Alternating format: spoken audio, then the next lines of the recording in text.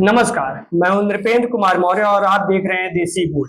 मैं आज एक बेहद महत्वपूर्ण मुद्दे पर आपसे चर्चा करना चाहता हूं।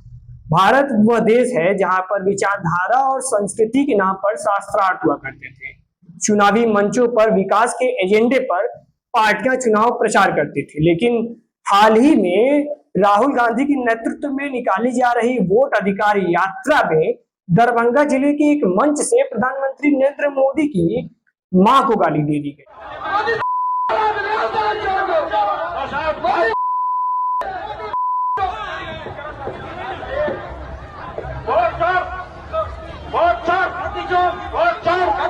प्रधानमंत्री नरेंद्र मोदी की मां को गाली नहीं थी, बल्कि एक सवाल उठाता है कि क्या राजनीति में अब गाली ही हथियार बन चुका है?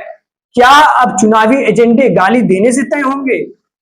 इसमें केवल पक्ष और विपक्ष की बात नहीं है, दोनों तरफ के नेता एक दूसरे का विरोध करते हैं। हाँ, किसी मुद्दे पर सहमति असहमति होती है, लेकिन कभी कभी विवाद इतना बढ़ जाता है कि नेता अपने भाषाई संयम खो देते हैं। सवाल ये है कि प्रधानमंत्री मोदी की मां को गाली नहीं दी गई, बल्कि सवाल ये है कि क्या चुनावी अभियान के लिए गालियों को हथियार बनाया जाएगा? अभी बिहार के चुनाव की तिथियों का ऐलान भी नहीं हुआ है, अभी सीट बंटवारे भी नहीं हुए, चुनाव को अभी एक एक्टिव मोड में आना बाकी है, लेकिन अभी से नेताओं की जुबान फिसलने लगी है।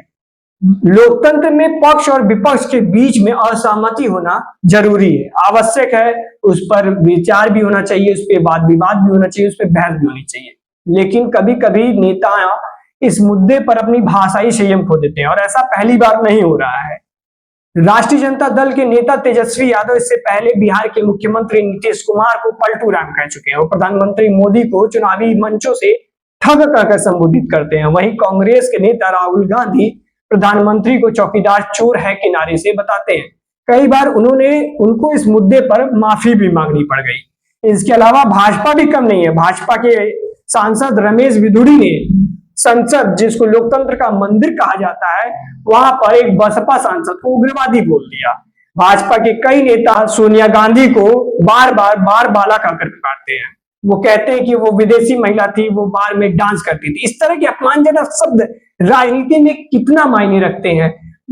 प्रधानमंत्री मोदी रेणुका चौधरी को शूर्पणखा कह देते हैं।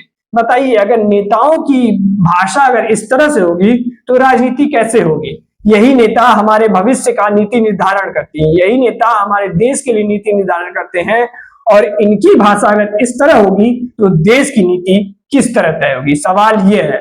अब इन सब सवालों के बीच अभी एक नया सवाल है कि क्या प्रधानमंत्री मोदी की मां को गाली देने के बाद बिहार के चुनावी समीकरण बदलेंगे?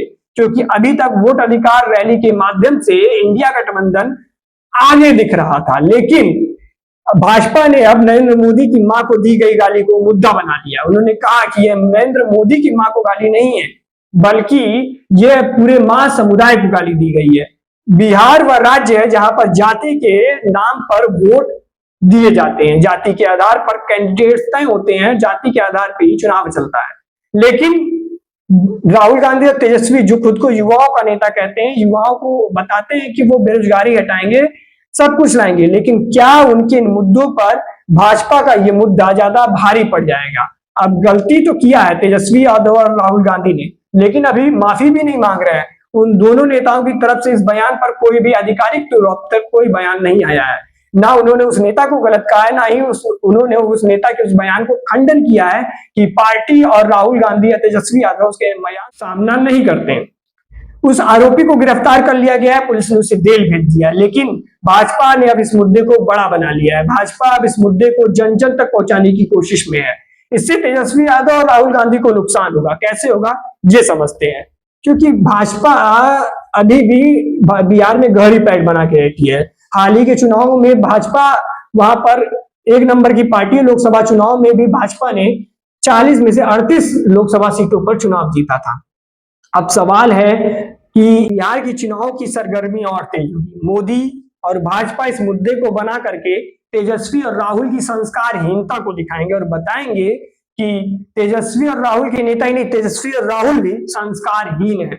वहीं विपक्ष भी भाजपा के पुराने नेताओं के बयानों को लेकर, क्या इन दोनों के गालियों के विरोध के विवाद में जनता के असली मुद्दे धरे के धरे रह जाएंगे? जनता चाहती है कि महंगाई कम हो, लोगों को रोजगार मिले, लोग अच्छे से काम करें, इंफ्रास्ट्रक्चर डेवलप हो। लेकिन मुझे लगता है कि चुनाव की दिशा बदल गई है। अब इस मुद्दे को एक ढाल बनाया जाएगा और इस ढाल से बीजेपी राजनीति करेगी और कांग्रेस को ये सेल्फ गोल जो उन्होंने मारा है इस पे काम करना पड़ेगा। लेकिन सवाल ये भी है कि क्या लोकतंत्र में गाली ही हथियार बन गई है? पिछले कई वर्षों से तो यही लग रहा है। गाली सिर्फ नरेंद्र मोदी की मां को नहीं है, बल्कि ये पूरे महिला समुदाय पर है। जनता को भी सोचना होगा कि जो नेता अपने वाक्यों, अपनी भाषाओं पर लगाम नहीं लगा सकते, वो आगे उनकी नीति और निर्देशन को कैसे तय करेंगे। धन्यवाद, नमस्कार।